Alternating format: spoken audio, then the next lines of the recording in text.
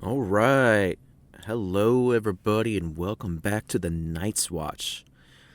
All right. So, welcome back for the second set of the Lacerta Files, because there are technically two interviews. I covered the first in a two-part series and also did a review. I hope everybody caught that. Now, we're going to start on part two. This is after some time passes. Now, it's important to understand that one, this is a transcript from the original interviews, okay? And the problem is it was done in Sweden, and I don't know if they're speaking Swedish, if they're speaking German, I don't know. But understand that it is translated to English. Now, that presents a couple of problems, and the script isn't always great. Sometimes I have a hard time fumbling with it and trying to make sense of what in the world they're actually trying to say. So, with that being said, please be patient with me. And, just a little bit of understanding, a little bit of grace. But yeah, let's get into it. And I hope you guys enjoy it. And without further ado, Lacerta Files, Part 2. Let's send it. Introduction. I once again reaffirm that the following text is the absolute truth and is not fiction. It was composed from the 3 original tape recordings which were made on April the 24th, 2000, with a tape recorder during my second interview with the reptilian creature known as Lacerta. At Lacerta's request, the original text of 31 pages was revised and shortened. It had to do with some questions and answers mostly as the reasoning. Now, some existing questions were partially shortened or amended. It was even undertaken to extract message and significance from. This part of the interview, either not mentioned or not mentioned completely in the transcript, deals primarily with personal issues, paranormal demonstrations, the social system of the reptilian species and alien technology, as well as physics. The reason for the shortening of the date and time of the second meeting was a possible observation and surveillance of my own person after the publication of the first transcript. Although everything was attempted on the advice of Lacerta to keep my identity a secret, just 2 days after the dissemination of the documents abroad and various unusual events took place. Please don't think that I am paranoid. However, I believe that the publication of the interview has drawn either official attention or the attention of some organization to me. Up until this time, I usually regarded people who believed that they were being followed by the state to be nothing more than jokers.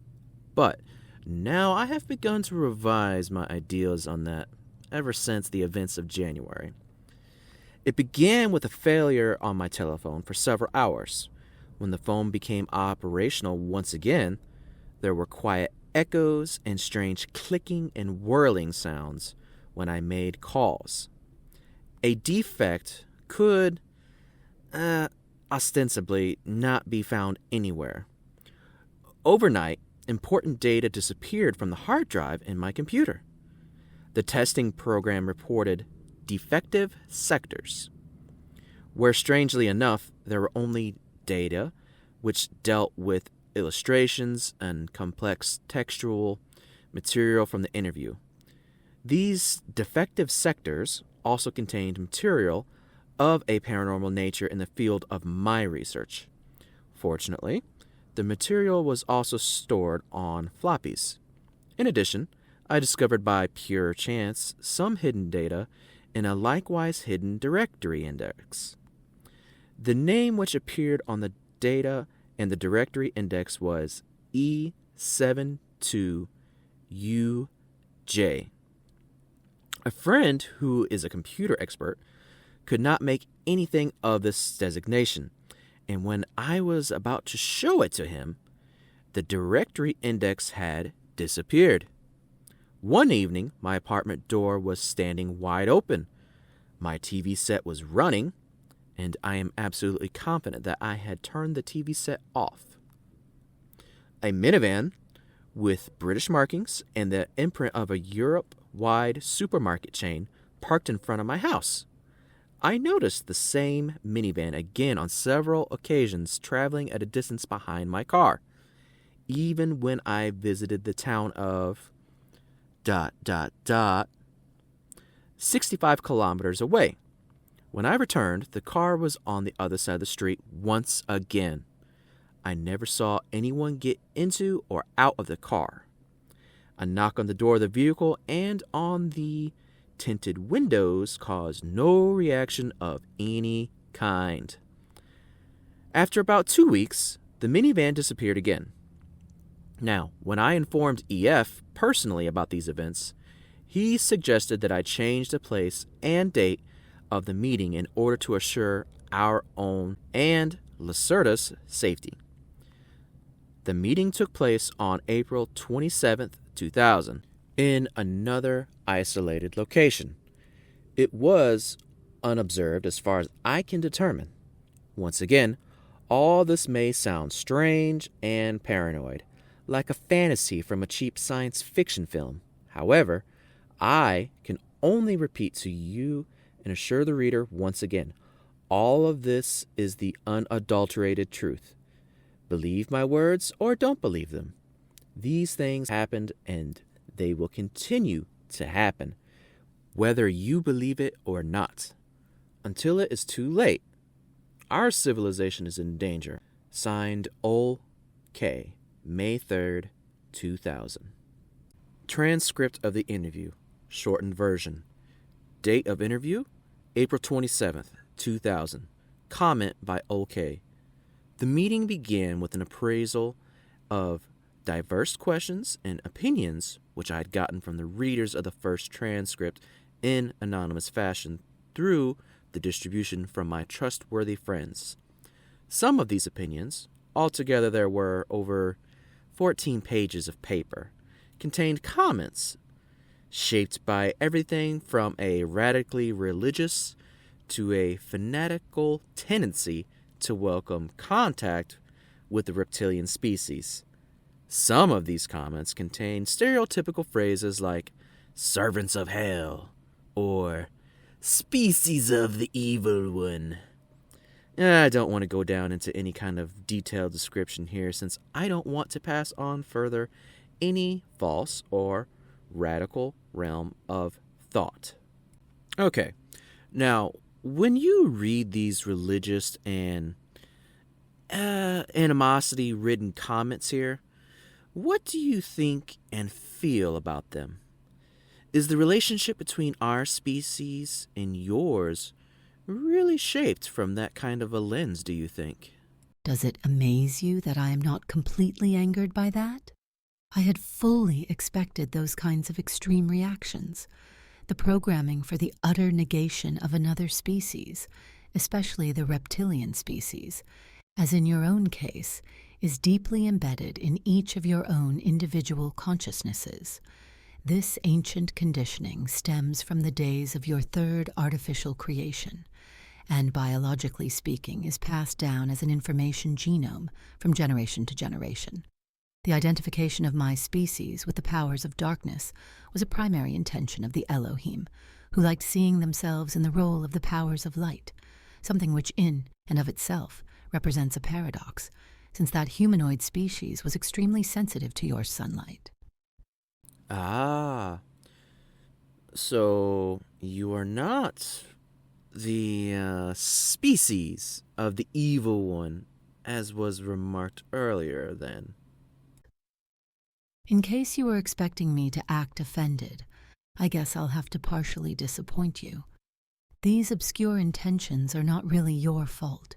You are simply following, for the most part, what you have inherited from your ancestors.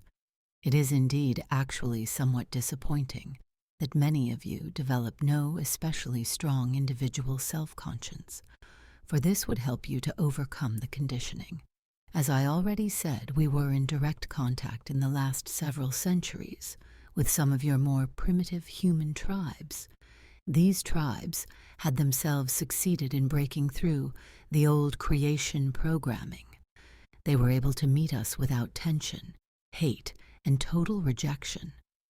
Apparently, many of your modern civilized individuals are not in a position to think on their own, but rather let themselves be guided by programming and religion, which is also a manifestation of that ancient programming and part and parcel of the plan of the Elohim. Therefore, comments of that kind I'd sooner regard as amusing than irritating. They simply confirm in large measure for me my suppositions about your defined mode of thinking.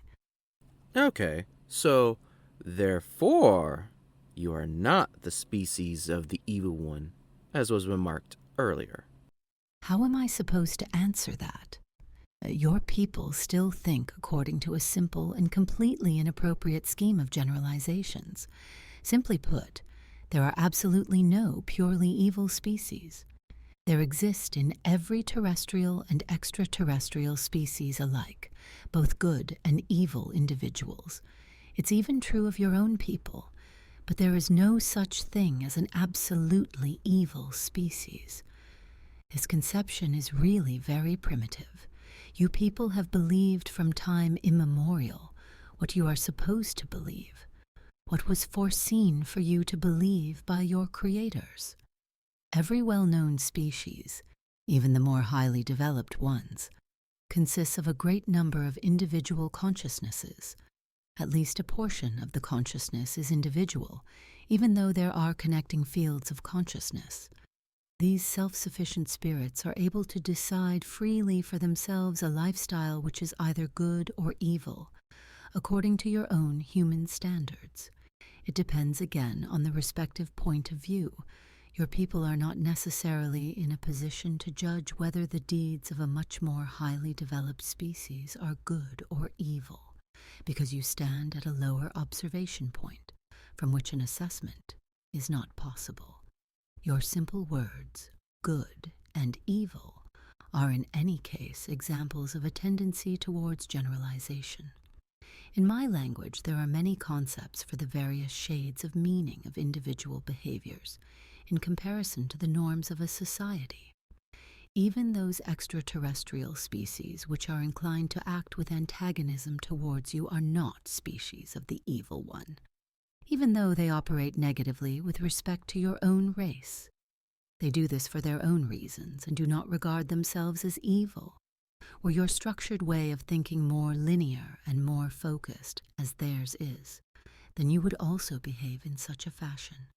The attitude of a species towards other kinds of existence naturally depends very heavily on its respective structured way of thinking.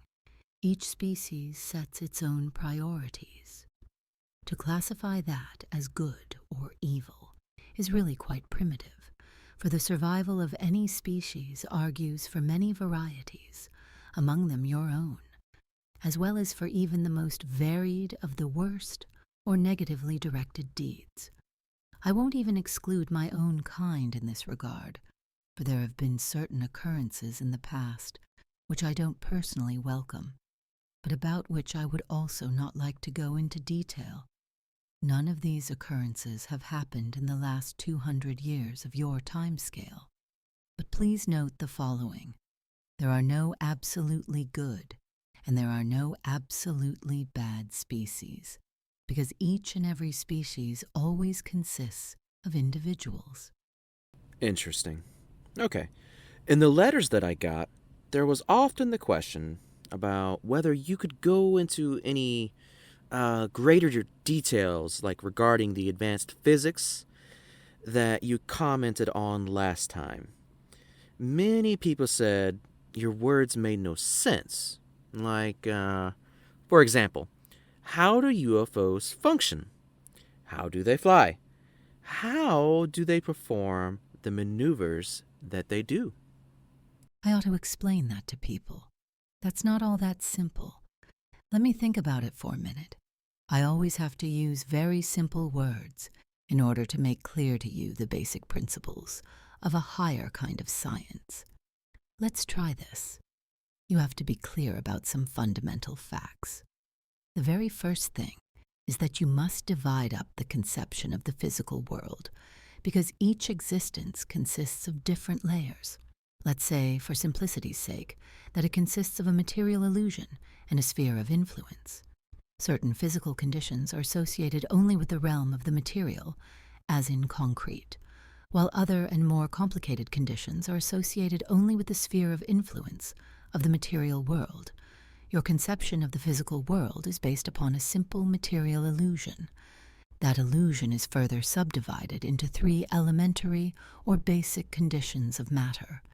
A fourth and very important condition also exists, which you simply pay attention to more or less as you choose. It is the one bordering on the sphere of influence or plasma realm. For you, the theory for a controlled transformation or an elevation of the frequency of matter and the stable existence of this fourth aggregate condition of matter is not very common, or it exists at a very primitive level. As an aside, there are simply 5 states of matter, but the post-plasma state would really be going too far, and it would only serve to confuse you. Besides, it is not necessary for an understanding of the basic theory. It is connected with diverse phenomena, which you would characterize as paranormal.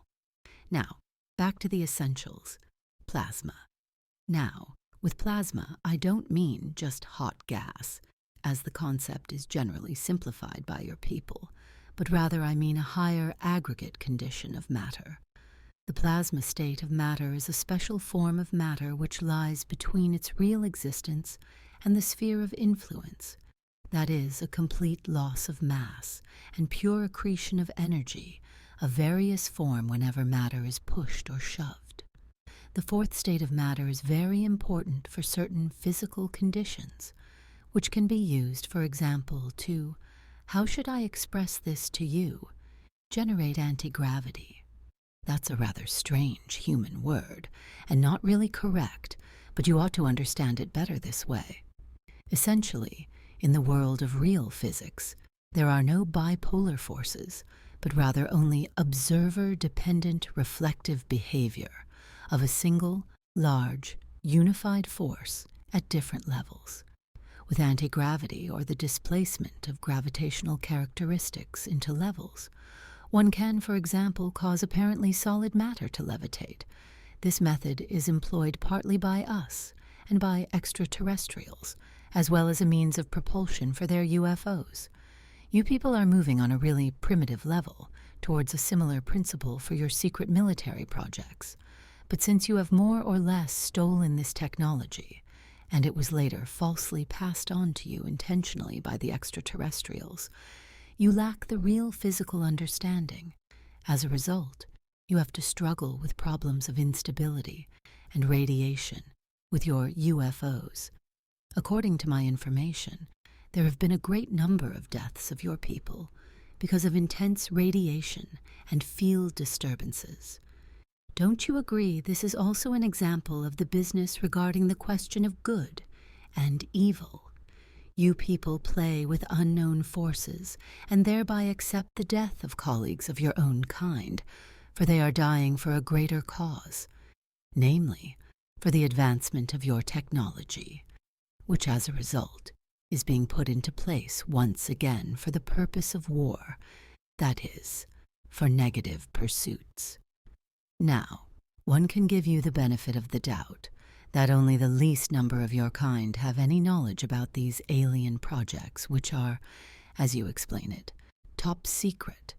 It was told to you that the higher the ordinal or ranking number of basic matter, the simpler the heightening of the condition.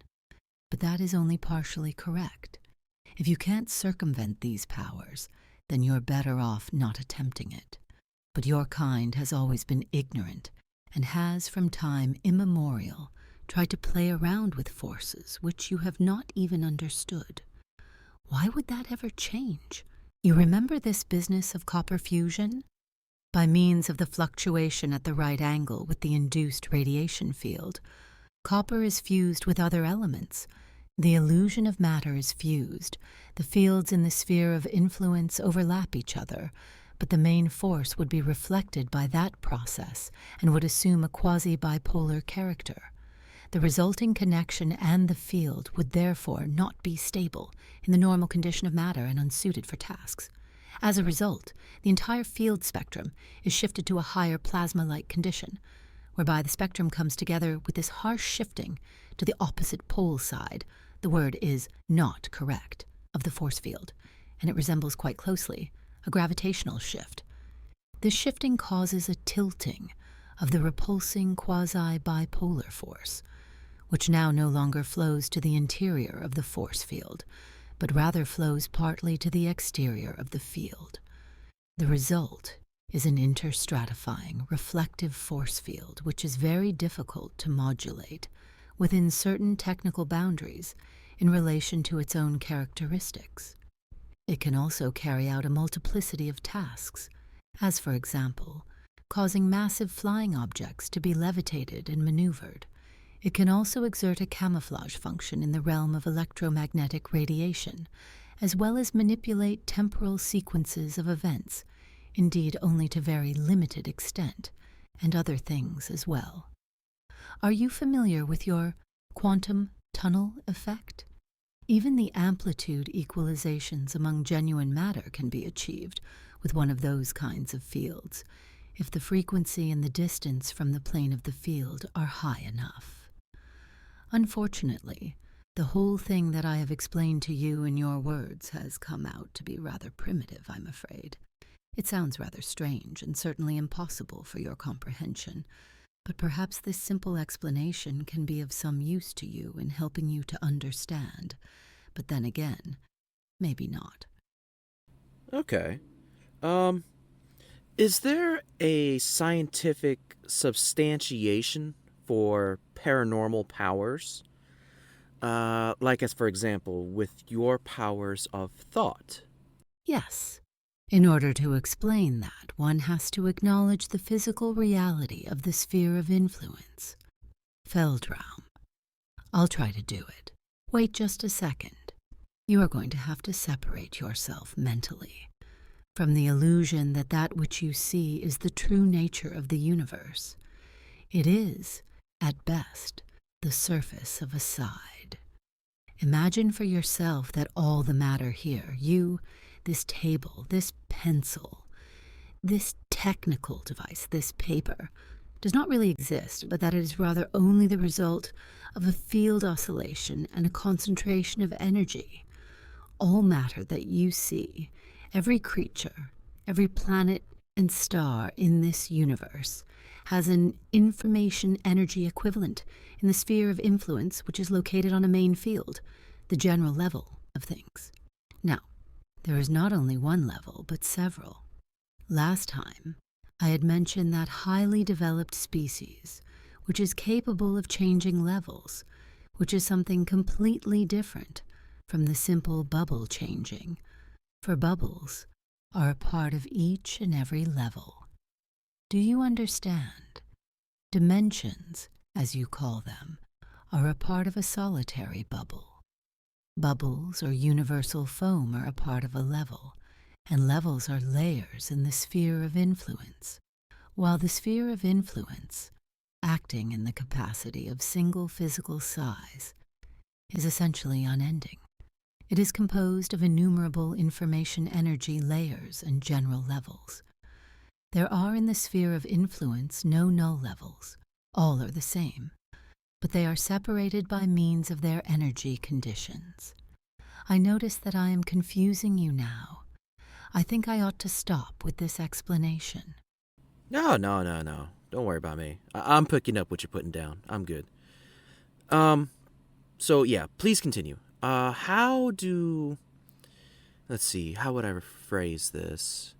How do measurable paranormal powers arise? Well, okay then, let's try something simpler. Again, it is not completely correct, but let's begin in this manner. Tangible matter on this side is mirrored in the sphere of influence, Weltraum, as a field with distinct layers. These layers contain information, as an example, about the simple structure of matter or the string frequency, but also there is stored information stemming from the development of matter. Are you familiar with the human concept of morphogenetic fields? One part of the layer could be designated as such. Now, there is still another intermediary layer for which you unfortunately have no human concept, since the theory is not common in human thinking. Let's call it a paralayer, for this layer is mainly responsible for everything which you call PSI and paranormal, and which lies outside the boundaries of your primitive science. This paralayer lies between the layers of matter and the morphogenetic layers of a field in the sphere of influence. It can actively integrate with both. Your body, for example, is mirrored as a field in the sphere of influence, Weltraum. That doesn't mean that it does not also exist here as well, as flesh, blood, bones, in the form of matter strings or atoms. But not only that, existence is always a duality. Some layers of the field contain simple information about the solid matter of your body and its frequency, while other layers contain information about your spirit, your consciousness, or speaking from a human religious point of view, your soul. Awareness or consciousness in this case is a simple energy matrix divided into different layers of your field in the sphere of influence. Nothing more, nothing less. Genuine awareness can also exist here on the matter side, but only in the form of post-plasma, the fifth form of matter. With the necessary physical knowledge and the corresponding technology, the consciousness-awareness matrix, or soul, can also be separated from its field of rest. It can, despite its removal, continue to exist in a self-sufficient manner for a certain amount of time. That has the strange occult name of soul robbing.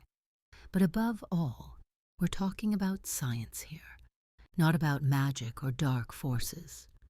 But back to your question. Creatures with more powerful mental powers can have a direct influence on the paralayer by means of their consciousness/awareness fields. Now, this layer is not limited only to the individual, but rather as a part of a general information layer. You could call it, in a prosaic sense, the community soul, that is connected with all animate and inanimate matter, and all consciousness, which exist on this main level. The biological cause for these abilities lies on the side of matter, by the way, in the pituitary gland, which always is in the position to generate the frequencies, to actively control the sphere of influence, Weltraum. Even you people could theoretically do this. However, you are solidly blocked in these things. As I have said, the paralayer can interact with mind as well as with matter. For example, if I decide to use my mental powers once more in order to move this pencil, then, simply said, I imagine in my mind how my consciousness awareness expands, amplifies itself on the matter side, in the form of post-plasma to the pencil. In the sphere of influence, this causes simultaneously an automatic command from the consciousness-awareness layer to the paralayer to interact with the matter layer of the pencil. Since the paralayer is not confined to the body, it is not even a problem that the pencil lies over there, for I can unerringly reach it, even without moving my matter body. Post-plasma on this side, paralayer on the other. I have control over the pencil, and the interaction brings the matter field of the pencil to the point where it changes in the manner in which it moves. For example,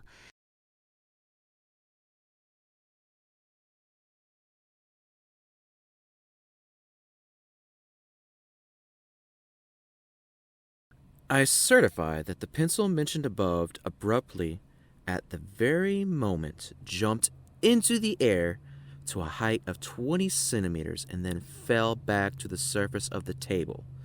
The sound is clearly heard on the recording tape. No one visibly had touched the pencil. That's a pretty neat little party trick. What kinds of paranormal activities can one generate with that kind of power? All kinds. Everything that you call paranormal. As I said, this special layer lies in the sphere of influence, Feldraum, between the morphogenetic information layers and the matter layers, and can interact with respect to both sides. That is to say, it can be interacted with solid matter, as well as with mind or mental information, wherewith we can achieve everything that is generally designated as telekinesis and telepathy.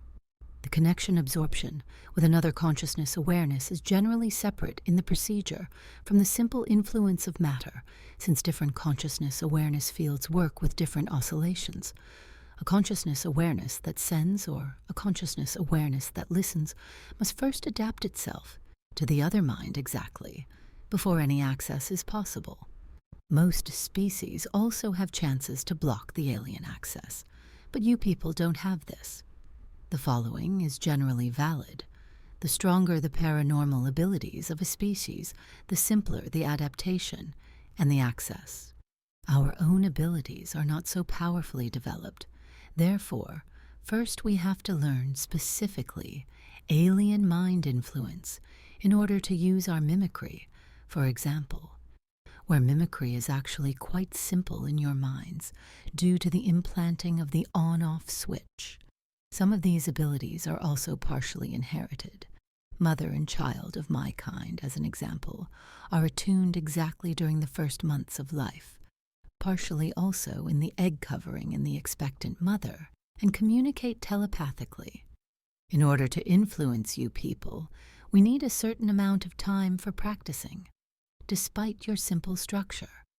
Therefore, it is forbidden, for example, for adults of my kind before the age of enlightenment to come to the surface of the earth. That term is synonymous, along with other things, with full physical strength. In the case of not fully developed abilities, the danger of discovery by you would be too great. By the way, there are of course numerous secret teachings about the real possibilities, which can give one these abilities, but I really don't know anything exact about that. Whenever an alien mind ought to be influenced, then there are some generally valid steps which are set into motion by other extraterrestrial species. First and foremost, the alien oscillation must be felt, something generally that is done automatically by the brain, that is, for the one the field oscillation, for the other the quasi-electrical brain waves here in the normal space which matter inhabits. That is not especially difficult. After that, one simply probes for the other consciousness awareness in the mind, with a post-plasma manifestation, the sphere of influence. Feldraum reacts, and the connection is there. Now one can read out information from the first one and record the desired information to the second one in the correct location. You asked me last time whether you people have the opportunity to protect yourselves against this influence, and I told you that only an awake and concentrated mind had any kind of a chance to withstand it. In this state of mind, the oscillations change very abruptly, and access becomes complicated. More precisely, it can come as a painful recoil. Whenever you close your eyes, then the field becomes flat. An alien access to the mind is immediately possible and without restriction. In terms of your chances against a more highly developed species, you have none at all. They are able to adjust the oscillations faster than you can change. I could even demonstrate it on you, but you were really horrified and confused the last time. So we'll just leave it at an explanation. This explanation presumably sounds to you like, as you say, something esoteric, or from the occult or magic. The reason for that is simply that you lack the basic understanding for seeing the background reasons. All paranormal phenomena have a purely scientific origination. None of this has anything to do with supernatural powers. We grow up with this kind of knowledge. We know how one makes use of these powers and where they come from. We are acquainted with theory and practice. You are not. Therefore, you really don't understand what happens in your world. You see only one side of existence, not the other. I mean here, both that are physical. Everything paranormal is dualistic, and it exists in the space that matter inhabits, as well as in the sphere of influence, Feldraum. To be explained, it can only be explained by the acceptance of the latter, because the sphere of influence, Feldraum, is the basis. I would welcome an end to the scientific questions since you really aren't grasping them anyway. We're wasting more or less valuable time by doing this. Okay. One last question. At our first meeting in December, you made it quite clear that you didn't want to discuss scientific or paranormal concerns. So I have to ask, why the openness now? The last time I saw really no necessity in overburdening you with facts of that kind, and now you are obviously overburdened. Therefore, I had preferred only to mention these topics in a peripheral sense. Apparently, however, some of my performances today have set you to thinking about your world, something that can't be all bad. And by the way, your human scientists will tend to regard my comments as humbug. And so I see no great danger in spreading this information widely. No one will pay much attention to it. By the way, the words of people who have characterized me as a creature of evil have their basis in the belief in occult powers and magic, both of which things do not exist. There is no magic, only highly developed science, and everything that you label as magic is only a part of science. If you would only comprehend that, then you would be a step ahead in your development. My openness on this issue ends here. Pose other questions, please. Okay, tempt me with a good time. Let's talk about UFOs. Can you explain to me how our government came into possession of UFO materials? Like to the point that they could even start their own projects. Did it have anything to do with the Roswell incident? Yes, but that incident was not the first one. I am no historian. I am studying only your current behavior, so my knowledge about those events in your history is presumably not very extensive. I will try to explain to you what I know about those things, which happened at that time. Let me think about it for a second. In the years 1946 to 1953 in your time scale, there were 5 cases where extraterrestrial ships crashed to the surface of the Earth. In that crash, which you call the Roswell incident, there was not only one alien ship involved, but 2 that crashed after a collision in different parts of the land in the West, the one you call the USA. You have to know that the ships of this particular species can remain levitating in the air for a particular period of time, even though they are damaged. That accounts for the spatial difference in their crash locations. These were indeed not the first crashes, but by that time the second and the third. Another ship had crashed in 1946, but it was destroyed beyond usability. One thing first before the explanation. It certainly sounds ridiculous to you that such highly developed extraterrestrial ships simply crash, and that a relatively large number did so in a relatively short amount of time. The explanation for that is likewise more than strange, but it is correct. It does not lie in the ship's drive itself, but rather in the direction of the field to your planet, this species that we are discussing. And it was always in this time period that this species used a disc-shaped craft, used a propulsion system which ran according to the normal principle of fusion, to be sure, but one that at that time employed a more than unconventional method for field alignment. This method had various advantages, but also disadvantages. The repelling field must of course lie in the absolute correct angle to the surface of the Earth. This species used an alignment technology in their ships, with which the field locked into place all points of the Earth's magnetic field. Now at that time, this species had just arrived on the Earth, and their point of origin lay on a planet with a more stable magnetic field, for which they had developed and aligned their drive. The magnetic field of the Earth is not really all that stable. It is subject to cyclical variations, and it forms field eddies under unfavorable conditions. Whenever a ship with one of those kinds of drives gets into a field fluctuation, or into an eddy that is too strong, then for a short time the repelling field can no longer align itself correctly, and the ship glides uncontrolled on its flight path. The drive is operating correctly, to be sure, but the field fluctuates in all directions, and because of that the ship can crash. In the case from 1947 which you addressed, it is my understanding that one of the ships got caught in a fluctuation. Its field linked up unintentionally with that of its squadron leader, and it collided with another ship, whereby both of them were heavily damaged.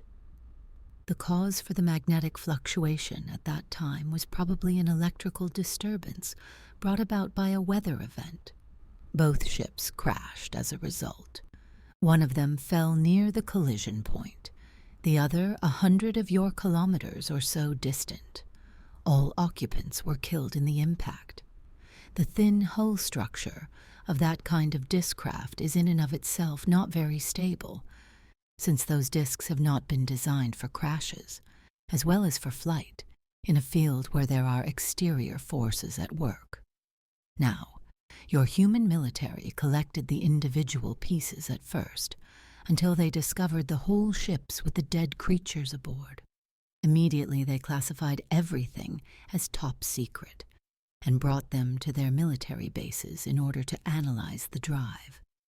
The secret endeavor was to set the alien technology in place later against evil enemies of that great country.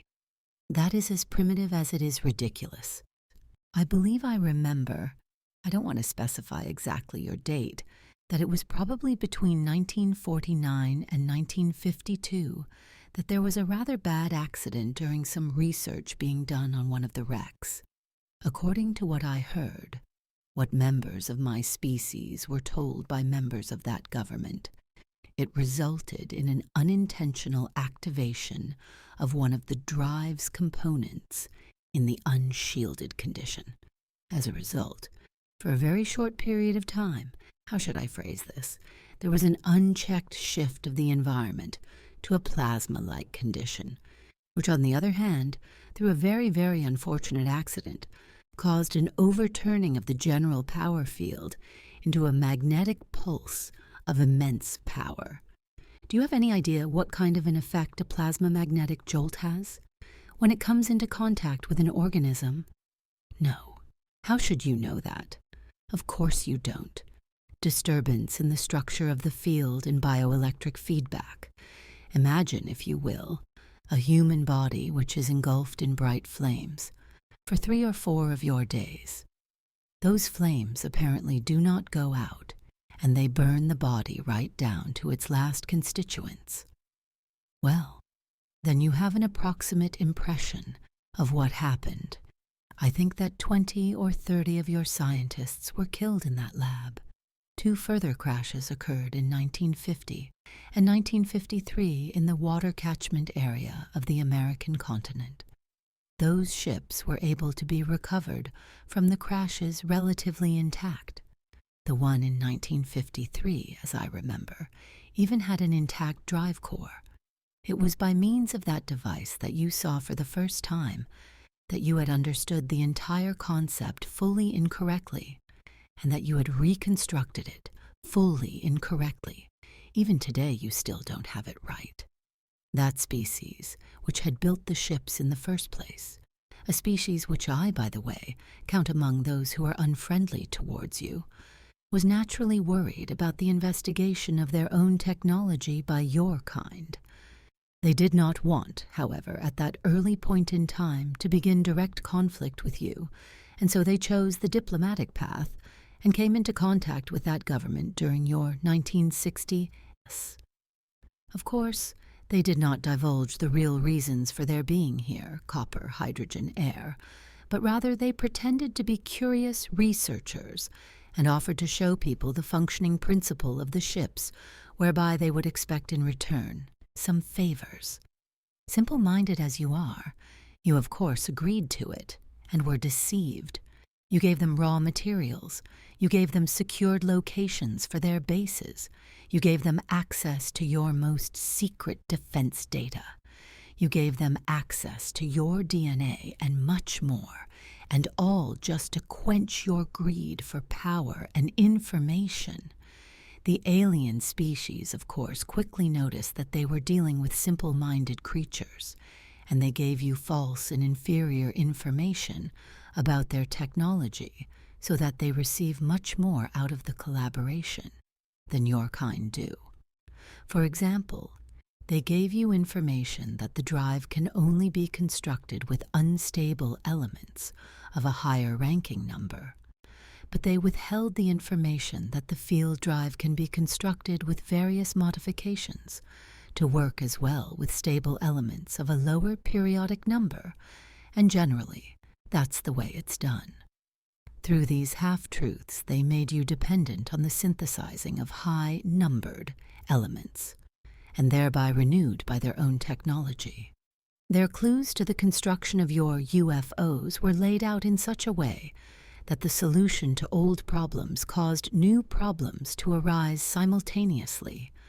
They never told you the complete truth, but always built in again and again clever lies, which later lead to technical problems, and to your dependence on them.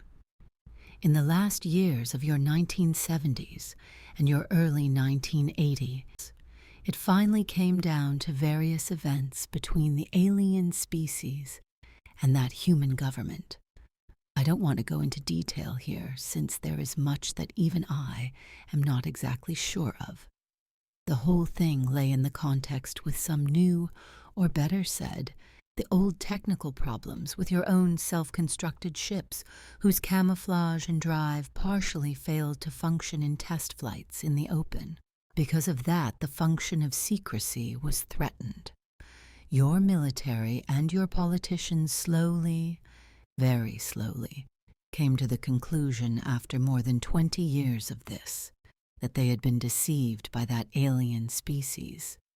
Multitudinous incongruities and the overstepping of bounds of the treaties by both sides finally led to an altercation between you and the extraterrestrials, which culminated in the liftoff of 3 of the alien aerial objects through a special, EMP, electromagnetic pulse, weapon, and a military skirmish at one of their underground installations. As a consequence of these attacks, the alien species ultimately withdrew from all contact with you, and was understandably more than angered about your kind.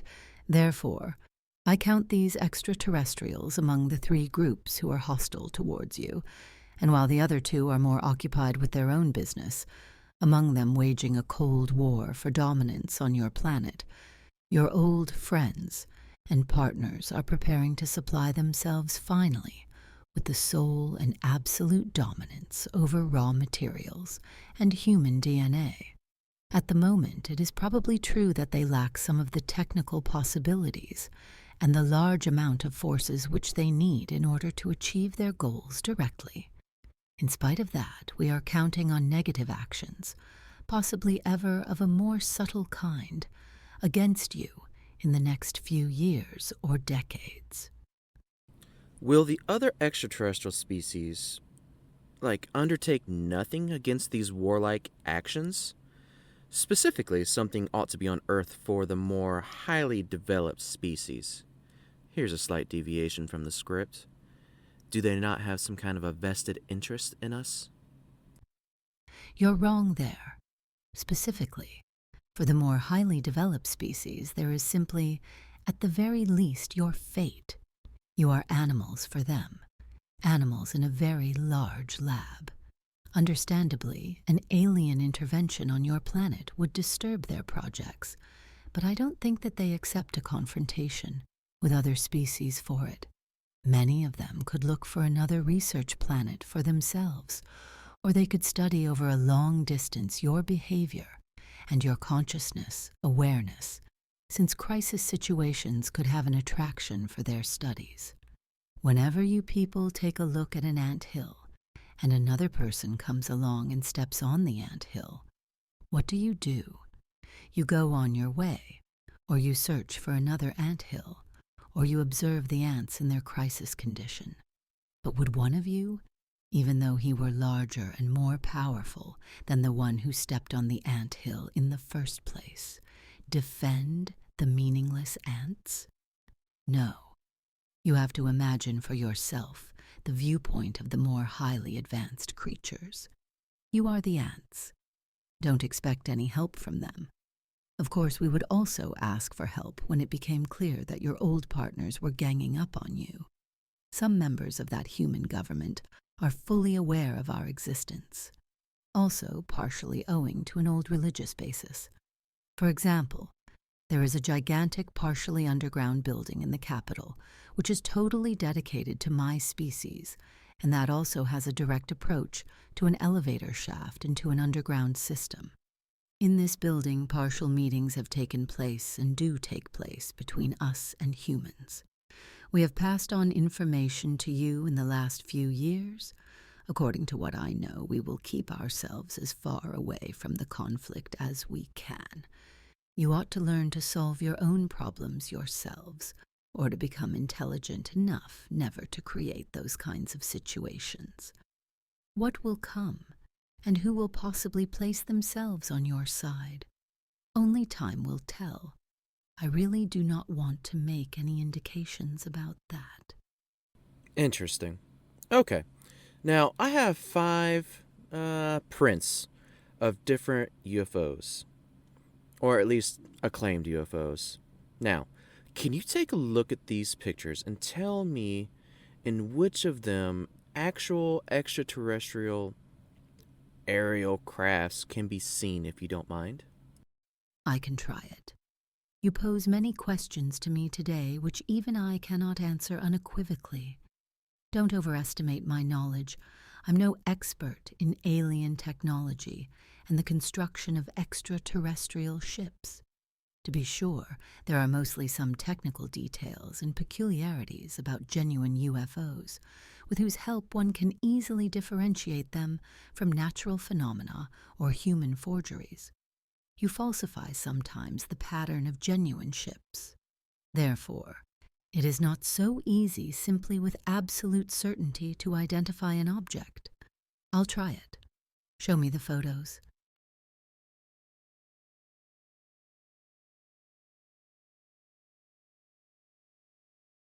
These 3 pictures here are obvious counterfeits or erroneous identifications. In the one picture, it certainly seems to me that a real existing ship of an alien species was adapted for a small model here. It lacks important characteristics, which are tied in with the technically and physically associated field. Generally speaking, a picture is all the more a fake, the clearer the outline and the colors are, because a levitating ship is generally hidden in a shifted field condition that even distorts the colors or the forms according to alignment. It might perhaps sound strange, but hazy and spectrally shifted photos are sometimes to be interpreted as an indication for a possibly authenticity. By the way, this object is floating above the water. If it were a genuine ship, we would have to see in any case either a trough or a swell on the surface. Since the surface is flat, it is obviously not a genuine ship. In my opinion, none of these 3 pictures show genuine objects in flight, or UFOs. Here in this picture I see above all no artificial object in flight.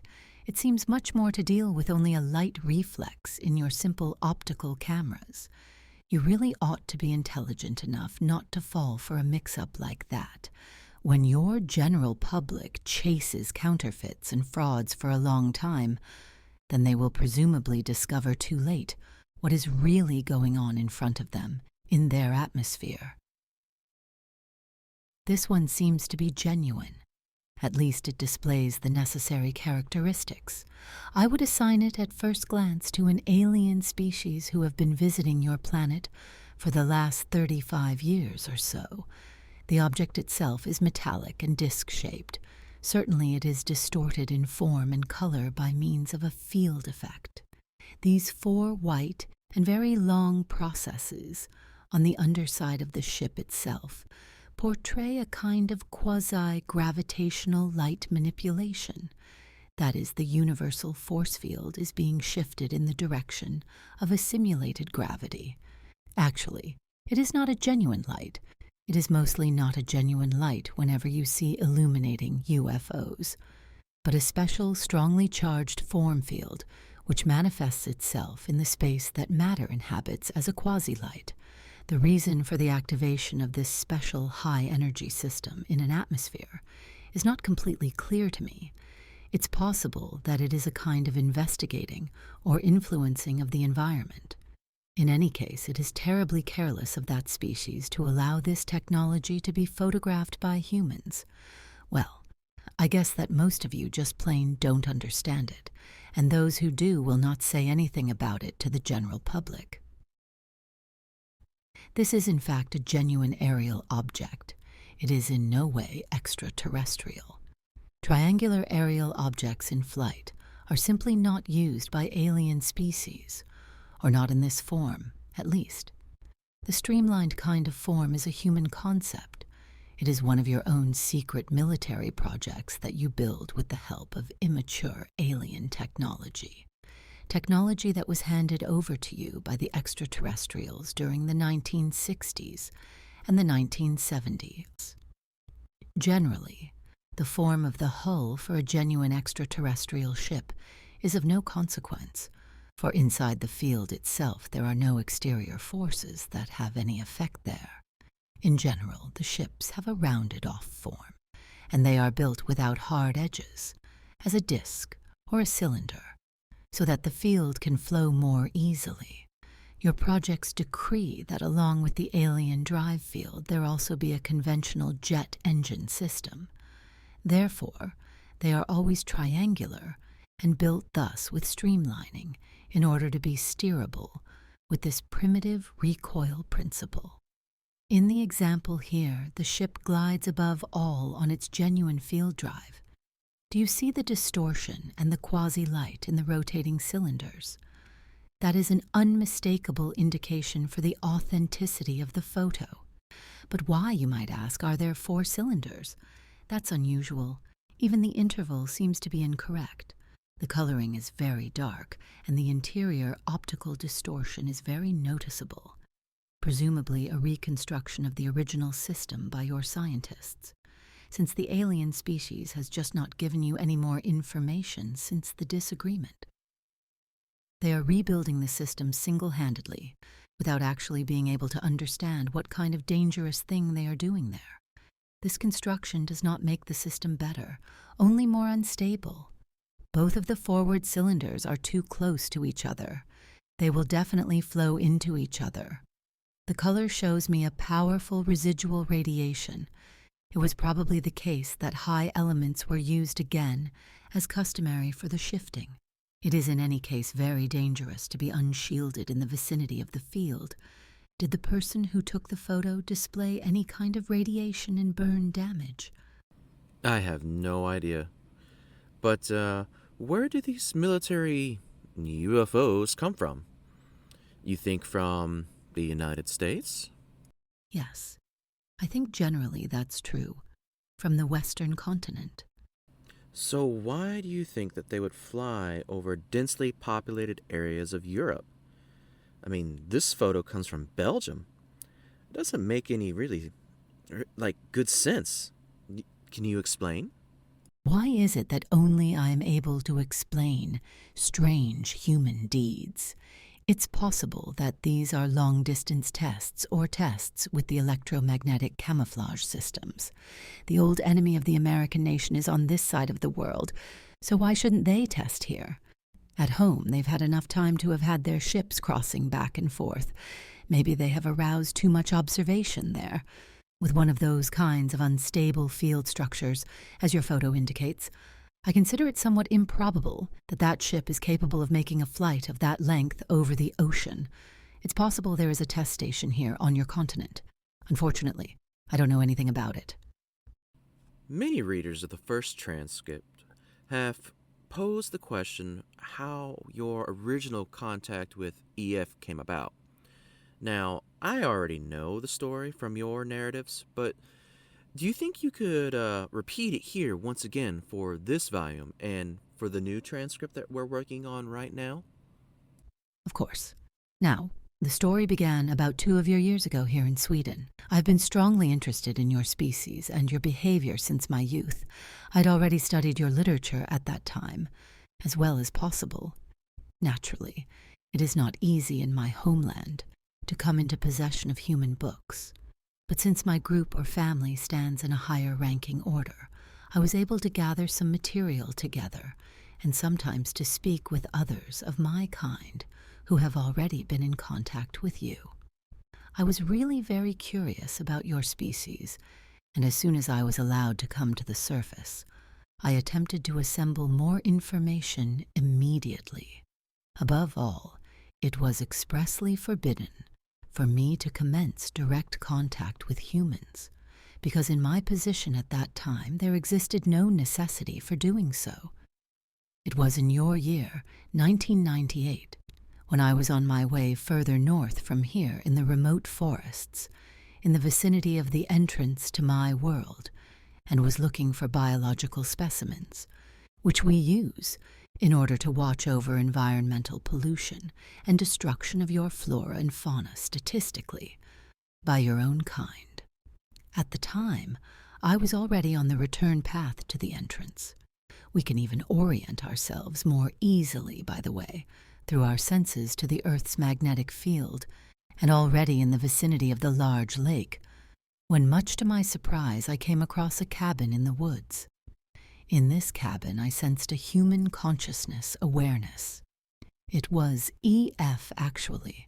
I had no permission for contact with another species, but by the same token I had set in place my mimicry capability quite successfully prior to this. Even with larger groups of you, I had never ever come across a human being when I was alone. Now let's call it primitive curiosity. I wanted to talk with the person in this cabin, and so I knocked on the door. E opened the door, and we got into an interesting conversation. His language was not quite yet common at that time for me. But it's not all that hard to learn a new language when one can read the information in the consciousness/awareness of the opposite individual. I simply told him that I came from a foreign country in the East. Of course, at the time, he did not really recognize who I was. He was totally convinced that he was talking with a creature of his own kind, although it was simply only a mimicry image. Since my assignment anyway had as its goal an investigation of this terrain, which was to last for several days, I visited him in this span of time 3 times as a human person. At first we talked mainly about really ordinary things. Later we got into religious and physical topics. He seemed to be impressed by my knowledge, and I was likewise impressed with his clear thoughts and his, for a human being, well-displayed personality structure, and his own opinions. You really like giving yourselves over completely to a public opinion or conditioning, as for example, reptilian species are evil, and stuff like that. I steered the conversation in this direction, and EF said something to the effect that he believed in alien species and that they did not have to necessarily be evil, but perhaps only different than his kind are. That pleased me. At that juncture of time, of course, I could not speak concretely with him about my knowledge because he wouldn't have believed me. He would have taken me for a human practical joker. I cultivated the very, very unusual idea for my kind to show him my true exterior, something that I did during our conversation at our fourth meeting in the cabin. Actually, he was predestined for contact. He was open-minded, honest, intelligent, not religiously inclined or conditioned. He lived alone and isolated, and no one would believe him. Should he decide to go public with his story, I dared to take the step, but then I had serious doubt about the propriety of my act, especially when he reacted very violently. He got control of himself again after a time, and we could finally talk concretely about definite matters. Now he had no choice but to believe me. This was the beginning of a series of meetings which initially took place there in the woods, but later took place in his remote residence. Finally, he brought you into contact with me, and for that reason we are now sitting here once again and talking about things which probably won't be believed out there in human society. Yeah, that's probably true. Now, you said that you wouldn't have had the permission at the time for contacts with human beings. So, does that mean that you now have the permission to talk with EF and myself about these things? I mean, and even to make these, assertions public, even scientifically. Yes, that is difficult to explain and for you to understand. Let's just say I find myself in the position now to arrange this permission without having to take into account any consequences. In this position, I am quasi-immune against certain restrictions. Let's look at it that way. Yes. Okay, well, that's good. All right, now, if other people want to come into contact with your kind, do they have a chance to do so? Generally not. We avoid contact with you, and we operate on the surface only in remote areas, and there we use the mimicry techniques in case we should meet some people. That I am talking with you now does not mean that others will follow my example. It goes without saying that you could try to find an entrance to my world and penetrate your way into there. However, that can sooner lead to unpleasant consequences for the infiltrator. You have next to no chances on the surface of recognizing us. You can't even contact us directly. We have to contact you, just as I did with EF. Those kinds of contacts, however, are not the rule, but are very rare occurrences. All right, well, that's probably for the best. Now, can you describe your subterranean homeland location? I can attempt to do so, but I certainly will not tell you where this place is located. My homeland lies in one of our smaller underground settlements to the east of here. I'll give you some numbers so that you can make a better impression for yourself. Just a minute.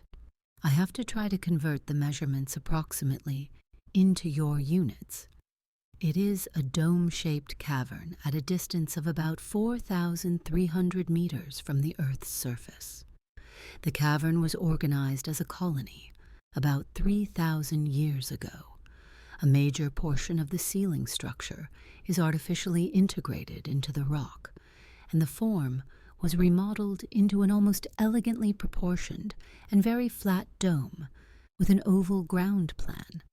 The diameter of the dome, according to your measures, is about 2.5 kilometers. The height of the dome at the highest point is about 220 meters.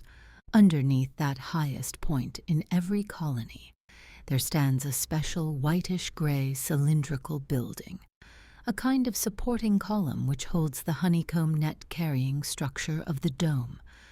This building is the tallest, largest, and oldest in the entire dome, for it is always situated as the first construction together with the security of the ceiling.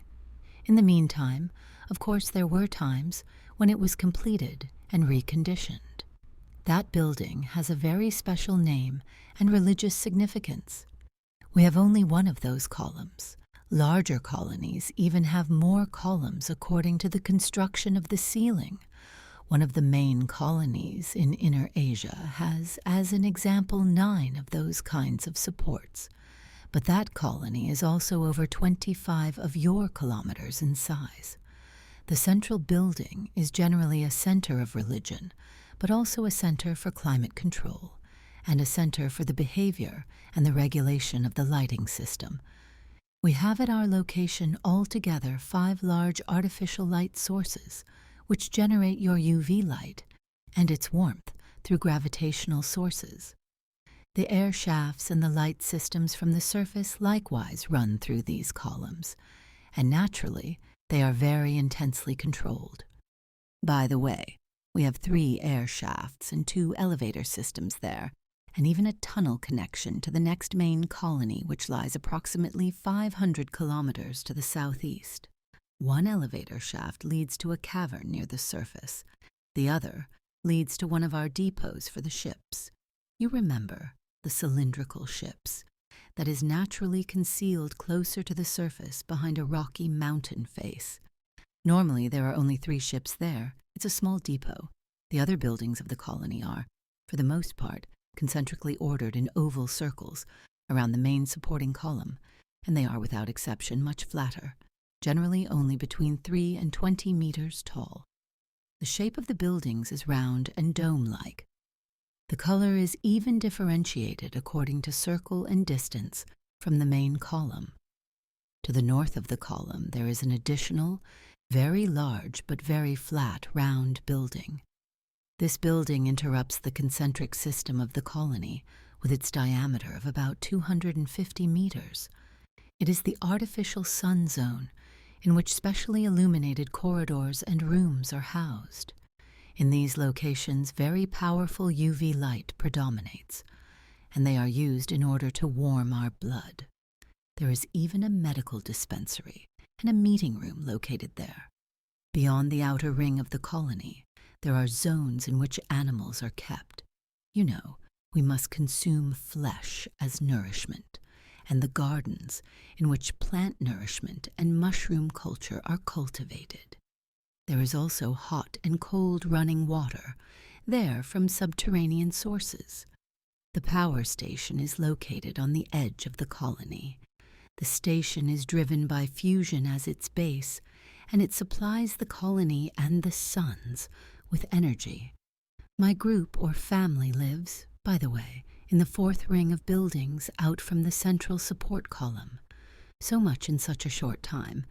To describe to you all the buildings and their tasks would be going too far. It is difficult to describe something like that to you, for it is a completely different set of surroundings and culture from what you are accustomed to in your life on the surface. You really have to see it for yourself to be able to believe it. I mean, I can only imagine, right? But, wait, does that mean that I myself will be able to see it sometime? Who knows, maybe. Time brings new opportunities. Okay. How many creatures of your kind live in this colony?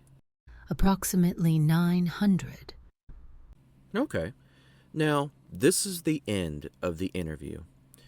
Do you have any final messages for the readers or listeners of the transcript? Yes. I am thoroughly surprised at the many comments to my words. Of course, I am naturally also disappointed about the religious portrayals of me as the enemy, which have been voiced and which have buried themselves deeply in your mind. You should learn to set yourselves apart from the old conditioning and not to stand quasi under the control of something or someone who has already been gone for 5,000 years. You are, after all, free spirits. Those are my final words.